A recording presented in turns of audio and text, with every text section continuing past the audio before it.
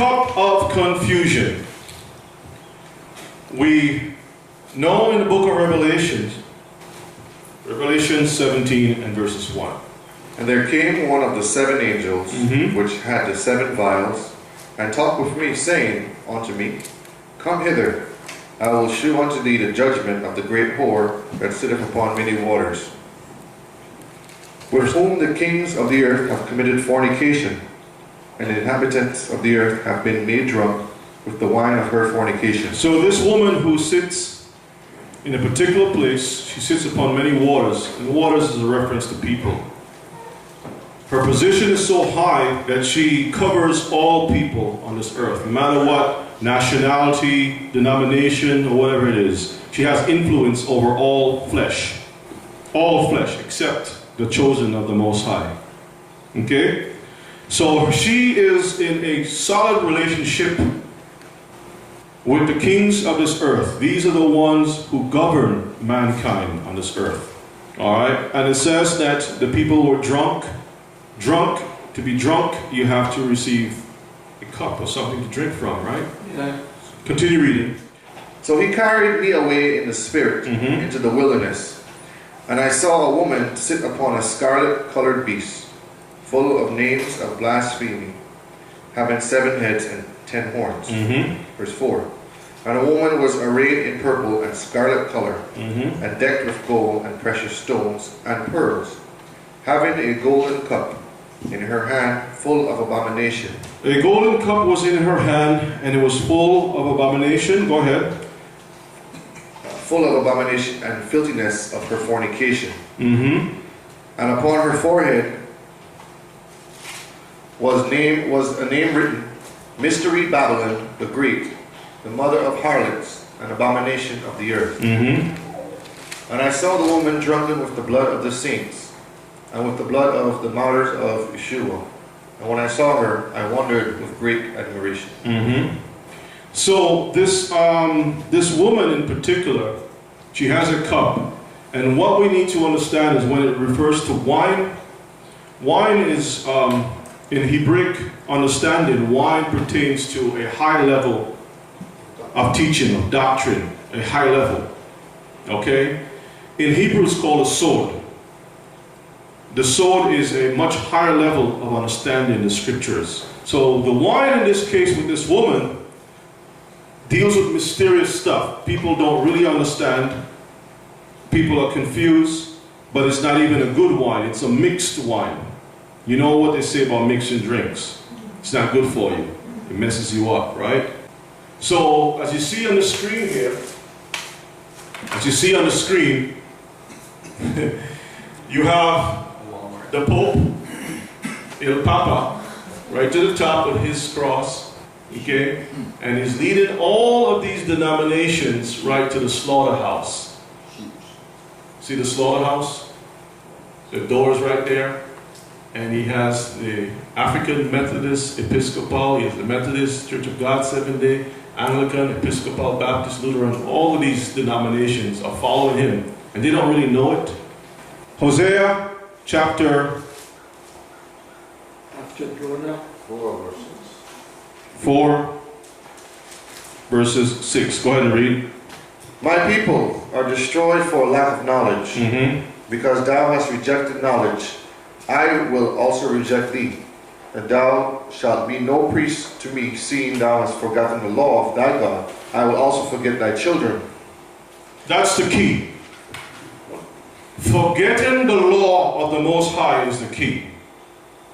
You ignore it. You don't accept it. You don't follow it. Right? And that is what we're going to be covering here. Cup of malice, Jeremiah 51. Continue. Thus saith the Lord, Behold, I will raise up against Babylon, and against them that dwell in the midst of them that rise up against me, a destroying wind. Flee out of the midst of Babylon, and deliver every man his soul. Be not cut off in her iniquity, for this is the time of the Lord's vengeance. He will render unto her a recompense. So we're talking about our understanding coming out of a system through the word of the Most High. Because there's so many teachers and there's so many books out there that people are looking to, and it's not bringing the people to the truth whatsoever. You have prosperity gospel, right? You have Pentecostal, you have all types of systems of religion. But the Most High says to flee out of the midst. And he says, and deliver every man his soul. The only way that this can happen is when we go back to the Word. Continue, verse 7. Verse 7. Babylon hath been a golden cup in the Lord's hand, that made all the earth drunken. The nations have drunken of her wine, therefore the nations are mad. They are mad. Babylon is suddenly fallen and destroyed. Howl for her, take balm for her pain, if so be she may be healed. So, just imagine that there have been a product on a shelf. Let's say some bread, for example. Let's say that you have a certain company that's producing bread. They put it on the shelf, and everyone is eating this bread all the time, you know. But one day, someone stopped to find out what's in the bread. And they realize that the ingredients in the bread is poisonous. And they decide to put that information out. And all of a sudden, everyone is starting to learn what's really behind the scenes. And now, because of the knowledge, the understanding of what's in it, right, that whole company goes bankrupt. Because no one is eating that bread anymore. So, when we return back to the book and understanding in this word, Babylon will fall. Because no one is going to buy their stuff anymore. No one is going to feed off their nonsense anymore. Let's go to the next slide. We would have healed Babylon, but she is not healed. Forsake her, and let us go every one into his own country. For her judgment reacheth unto heaven, and is lifted up even to the skies. Verse 12. Verses 12. Set up the standard upon the walls of Babylon. Make the watch strong, set up the watchmen. Prepare the ambushes, for the Lord hath both devised and done that which he spake against the inhabitants of Babylon. Okay, so we are the ones that have to forsake her. We have to prepare ourselves. We have to get ourselves right before the Most High. Ezekiel 33 and 7. Let's take a look and see. Because our people have been destroyed for lack of knowledge. When we go to the places to receive the knowledge, who is teaching us? Who's leading us? What are they saying? Right? That's the key. And that's what we're going to be studying here. They're not telling the people the truth. They're telling them things that makes them feel good so they can keep the flow of money coming in. That's what it's all about. Let's see what it says. Go ahead and read. Ezekiel 33 verse 7. So thou, O son of man, I have set thee a watchman unto the house of Israel. So you are set to be a watchman for who? The house of Israel. Why the house of Israel? Our people. Because he's in covenant with Israel, not the whole world. He's set to be a watchman over the house of Israel. But the church will not tell you who is Israel. And they know. Go ahead and read. Therefore thou shalt hear the word at my mouth, and warn them from me. And warn who? Them. Israel. From me. Hebrews chapter 13 and 17. Go ahead. Obey them that have the rule over you, and submit yourselves, for they watch for your souls. The watchmen, they watch for who? Your souls. Your souls. As that they might give account. As that they must give an account. Right? Go ahead. That they may do it with joy, and not with grief. For that is unprofitable for you. Ezekiel chapter 33. Verses 30. Go ahead and read. Also, thou son of man, the children of thy people still are talking against thee. They are doing what? Talking against thee. By the walls and in the doors of their houses. And speak one to another, every one to his brother, saying, Come, I pray you, and hear what is the word that cometh forth from the Lord. What is this trying to say? Attention. No. Also, thou son of man, the children of thy people are what? Still talking with you. They're your friends. Nope. They're talking behind your back. Yes. You call them what? Backstabbers. Backbiters. Doesn't that sound familiar? Oh yeah. Hmm? And where do they hang out? By the walls and in the doors of the houses. Go ahead. Groups. Next slide. No, read. Let's read it again. Oh, and speak one to another, everyone to his brother, saying, Come, I pray you, Speaking to the mic. and hear what is the word that cometh forth from the Lord. So they're coming for a show, to be entertained. Let's go and hear what the word of the Most High is. They go to sit in the pew so they can be tickled, so they can be entertained. That's all it is. So they don't really believe in the Bible, because if they believe in the book, they will follow what's in the book. That's the problem. That's how you can know people really believe this book. Verse 31. And they come unto thee as the people cometh, Mm-hmm. and they sit before thee as people. So they come with their hands, hallelujah, amen, I got a word. Go ahead. And they hear thy words, but will not do them. They will not what? Do them. They will not do. They hear the words, they're not going to do it. Go ahead. For with their mouth they shew much love, They show much, I love you. They greet you with love and kisses. But what? but their heart goeth after their covetousness. You see? You see the problem? And this is why we have to address these situations in order for us to gain a better understanding of this book. If we don't get this thing out of the way, we're not going to get this. Because the Lord is not going to give his words to a stiff-necked and disobedient people. You got to break that pride down in order for us to receive.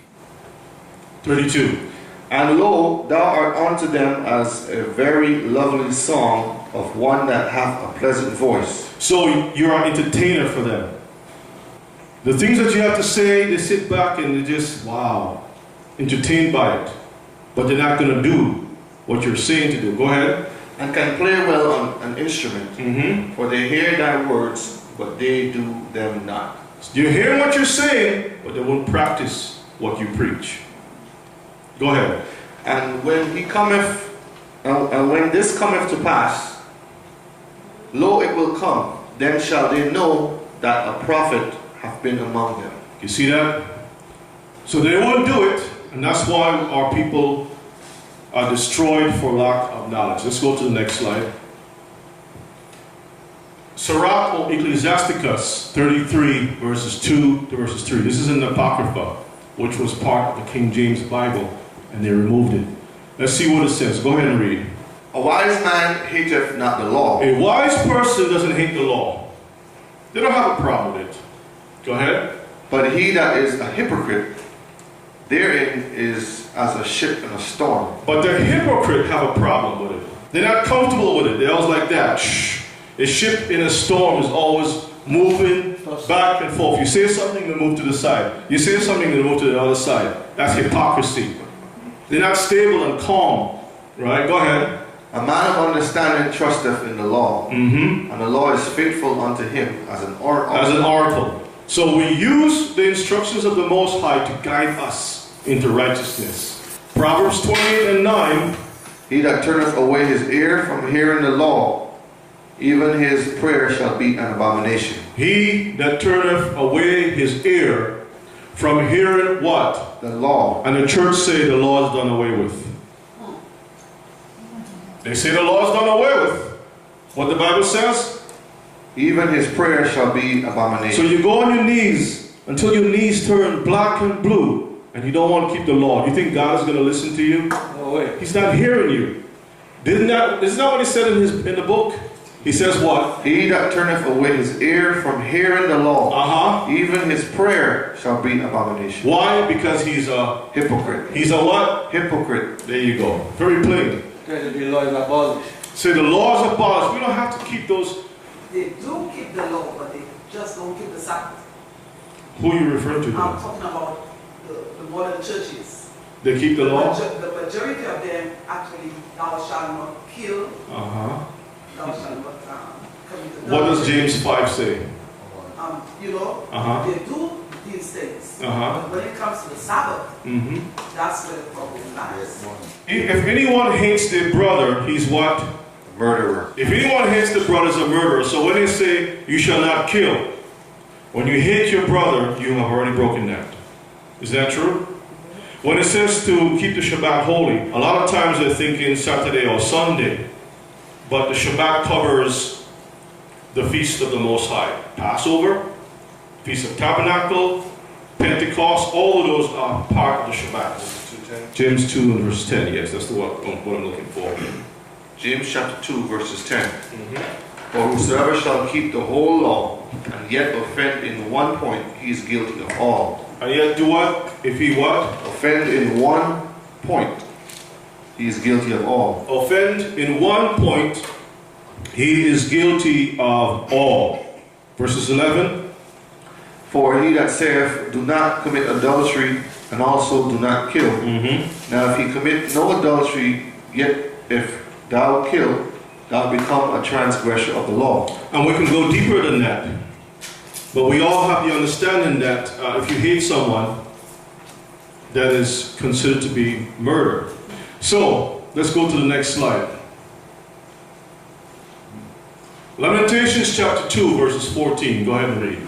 Thy prophets have seen vain and foolish things for thee. Your prophets have seen. You got so-called men. This is a singer. He's supposed to be a gospel singer. Y'all know this guy? What's his name? Kirk Franklin. Okay? And you can see he looks kind of sweet. Pink background. He got lipstick on. He's up here with his buddies. Right? This is Kirk Franklin, the same guy over here. This is who? Who is this guy? Mr. Jakes. T.D. Jakes. And you can see this guy right here who dresses as Medina. You know Medina? Medea or whatever it is. Medea, right?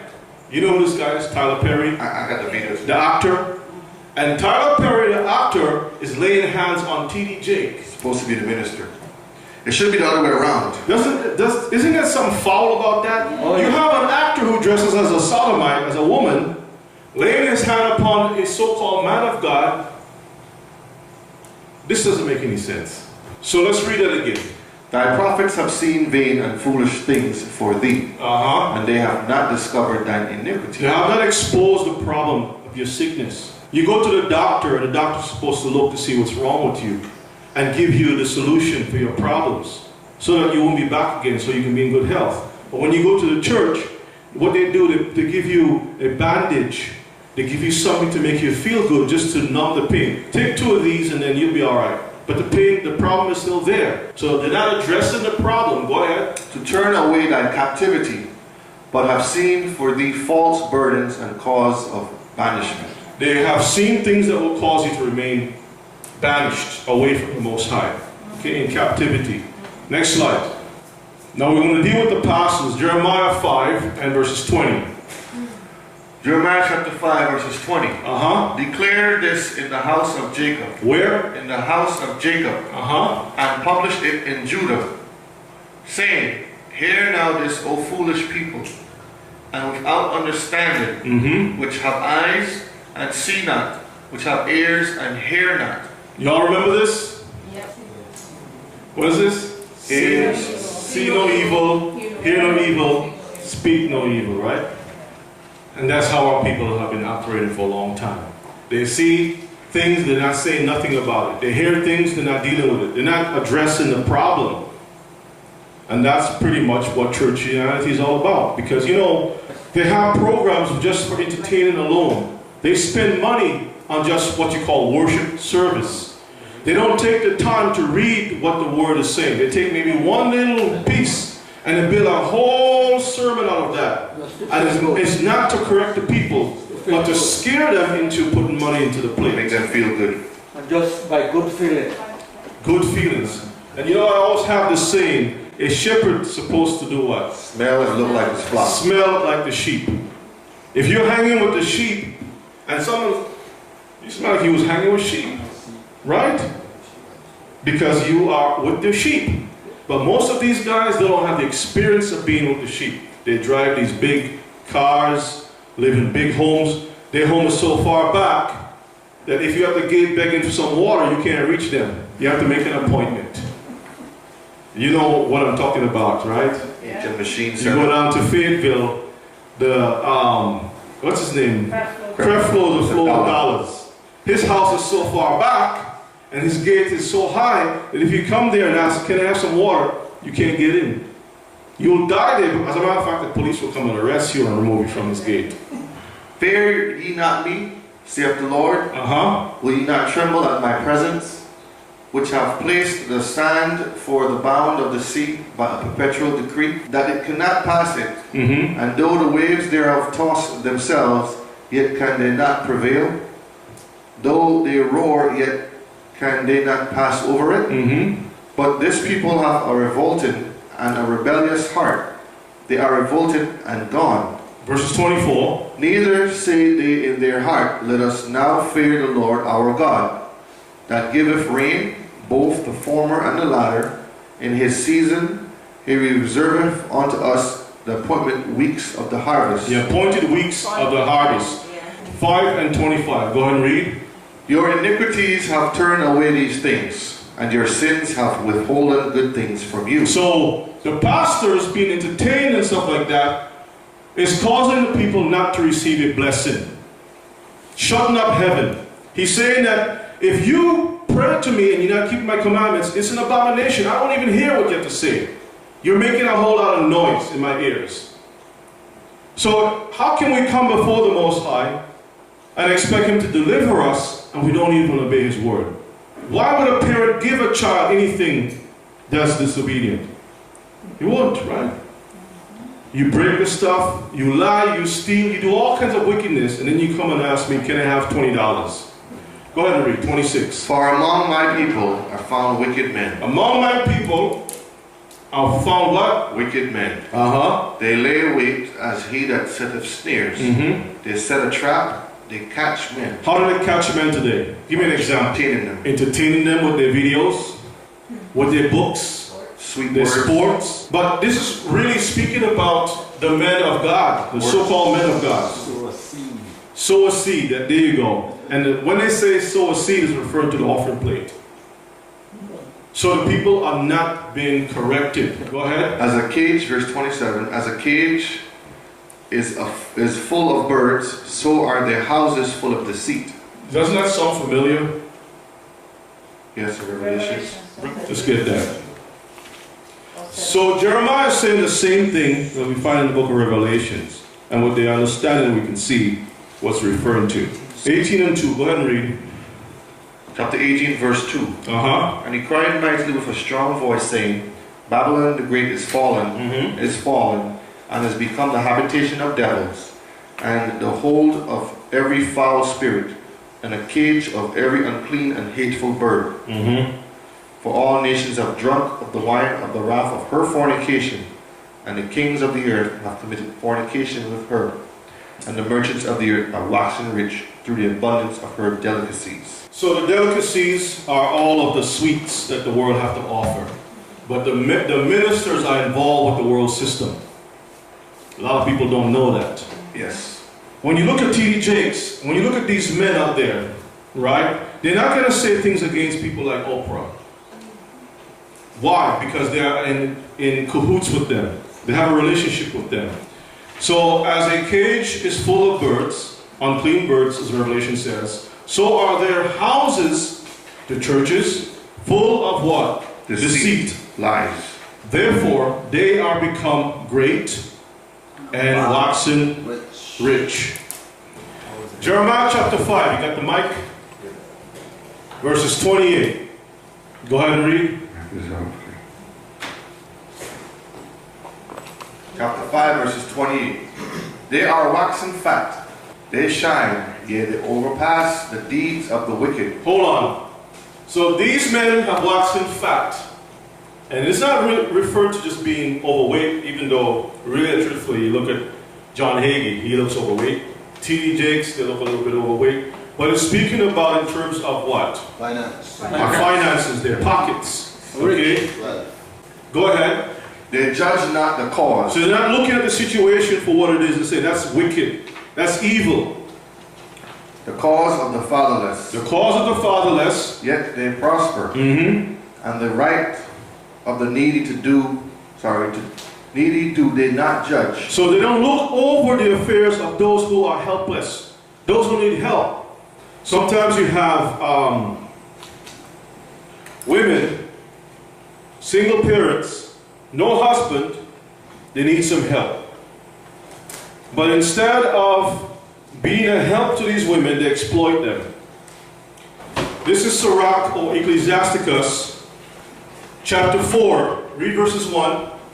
My son, defraud not the poor of his living, and make not the needy eyes to wait long. Let's jump down to verses 10. Be as a father unto the fatherless, and instead of a husband unto their mother. Hold on. Be as a father unto the fatherless. So, now Sirach was a priest. Okay? Found in the Apocrypha. So he's saying, when you meet this woman who has no husband, you ought to attend unto the children, to take care of them. That's the role of the priest. To watch over them, to be the male figure in their lives. But there are some people who come into their lives, and instead of being a father to the fatherless, they want to be a husband to the woman. You understand what that means? So they exploit the woman's situation, and they come in and says, sister, I'm going to give you a few verses, and next thing you know, they're in the bed with the woman. And that's what this is talking about. Read that again. Be as a father unto the fatherless, Uh-huh. and instead of a husband unto their mother, so shalt thou be as the son of the Most High, and he shall love thee more than thy mother doeth. Let's move along. All right. Verse 29. Go ahead. Shall I not visit for these things, saith the Lord? Shall not my soul be avenged on such a nation as this? Because they're not doing what the Most High asked them to do. Instead of taking care of the fatherless, they look out for their own self. These priests, they're talking about, I need a jet, I need a house, I need all these things. And the people are supplying these needs. They're not telling the people that they're wrong, that they're in sin. Go ahead. Verse 30. A wonderful and a horrible thing is committed in the land. What's wrong? The prophets prophesy falsely, They prophesy falsely. and the priests bear rule by their means, and my people love to have it. The people love that lifestyle. They don't want anyone to correct them. So everybody's good. They go to the service to be entertained. And those who are speaking the word, they speak evil behind the doors.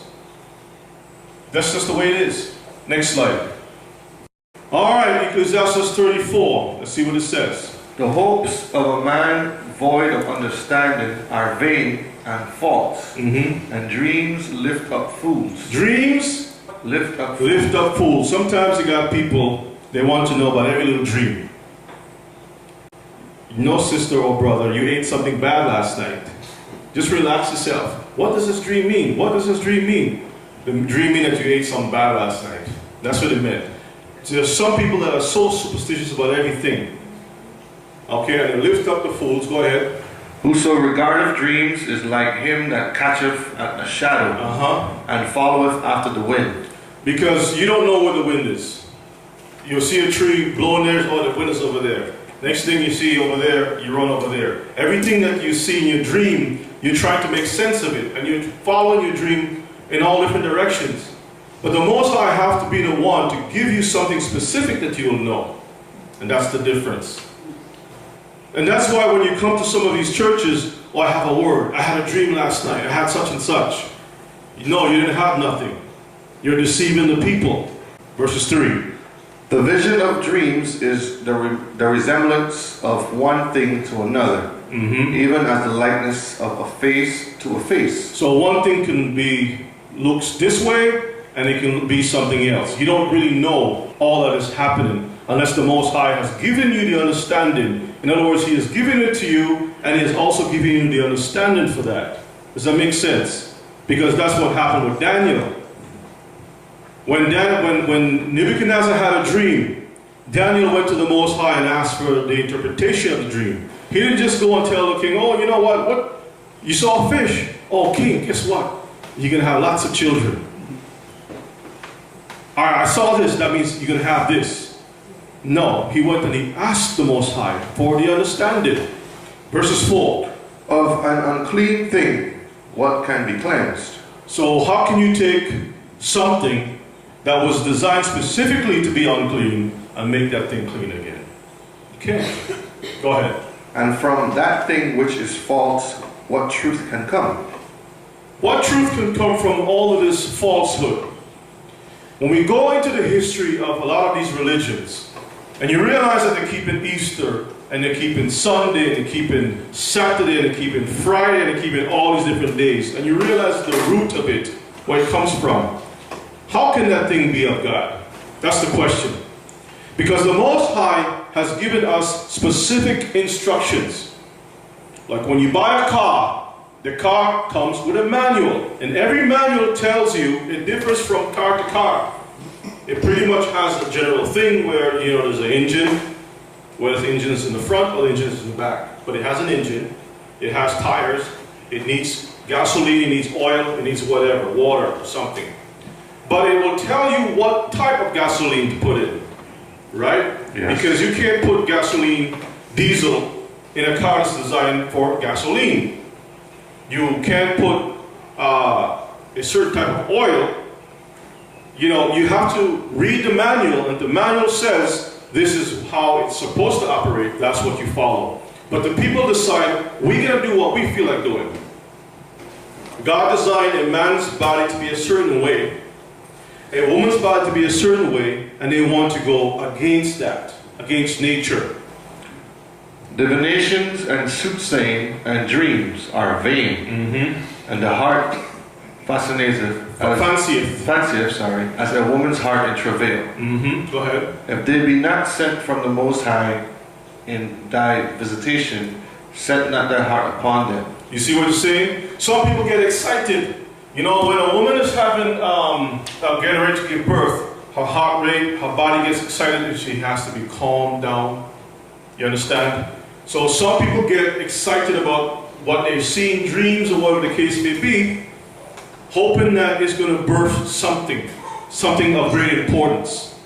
But it says, if they be not sent from the Most High, in your visitation, when it comes to you, and it doesn't come from the Most High, don't do what? Don't trust it. So what is this saying? When you look at some of these so-called ministers that has been over our people, they have been lying to our people through even dreams. What did Martin Luther King say? He said, I have a dream. He had a dream that little, this children and that children will play together and so forth. That's not according to the scriptures. The Bible doesn't teach that. That was his dream. And if you look at what happened since then, things has gotten worse. Things has actually gotten worse. What has his dream accomplished? Nothing. We had our own businesses, but now with that dream, we all mixed up in the nations, even worse than before. Let's go to the next slide. For dreams have deceived many. Dreams have deceived many. And they have failed that put their trust in them. The law shall be found perfect without lies. The what? The law shall be found perfect without lies. Because what happens is that sometimes people have dreams. Look for example, Peter. Peter was in a housetop, and he was preparing food. He was hungry, and he had a vision. He went into a trance. In that vision, what did he see?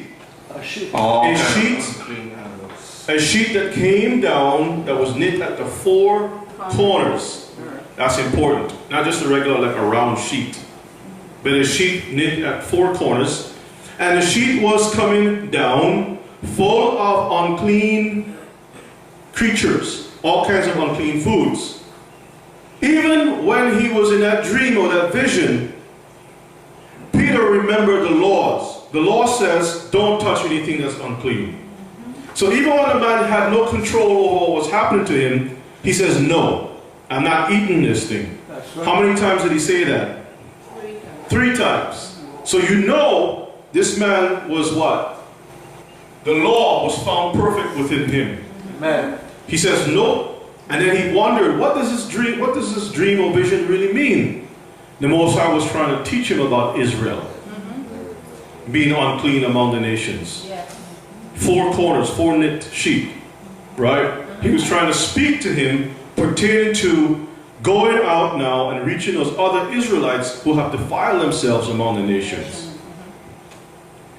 So it wasn't about just following and say, okay, now, Peter, kill and eat. Okay, yes, Lord. And then he go and have himself a ham sandwich or shrimp cocktail. No. Or lobster salad. So read verses 8. The law shall be found perfect without lies. And wisdom is perfection to a faithful mouth. So what's coming out of their mouth is the words that's coming out of these men's mouth lining up with the scripture. That's why we ask the question, are you really following this book? Do you really believe in this book? Because if you really believe in the book, you're going to follow what it says.